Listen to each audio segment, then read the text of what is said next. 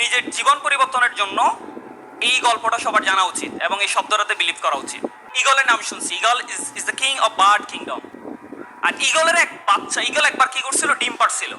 তো ডিমটা পরে ওই যে মুরগি যেখানে হয় সে জায়গায় ডিমটা পড়ছিল। তো এই ডিম থেকে যে বাচ্চা বের হয়েছে, এটা কার বাচ্চা? বাচ্চাটা কার?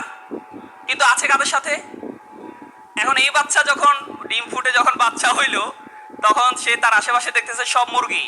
এমনকি সে নিজেকে ঈগলের বাচ্চা চিন্তা করবে? করবে বলেন? সো নিজেকে বরাবরের মতো ওই মুরগির বাচ্চাই চিন্তা করলো। করে যখন সে একটু বড় হচ্ছে, লাফাইতে দেখে, তার মাকে বলতেছে যে এরা লাফায় কেন, এত লাফায় কেন? বলছে তুমিও পারবে একটু লাফাইতে। তো লাফায় এতটুকু উঠে। সে বিলিভ করছে যে মুরগি মানে হচ্ছে এর চেয়ে বেশি উঠতে পারে না, তাই তো নাকি?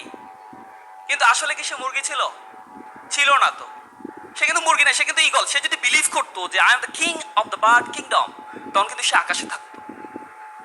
তাহলে এই যে বিশ্বাসটা, দৃষ্টিভঙ্গিটা, এটা যদি আমরা চেঞ্জ করতে না পারি, যত ক্যারিয়ার মিট আপ, যত স্কুল অফ ইঞ্জিনিয়ার, যত ধরনের মোটিভেশনাল সেশন আমরা নিই, বাট আমার নিজেকে আমি ডেভেলপ করতে পারবো না।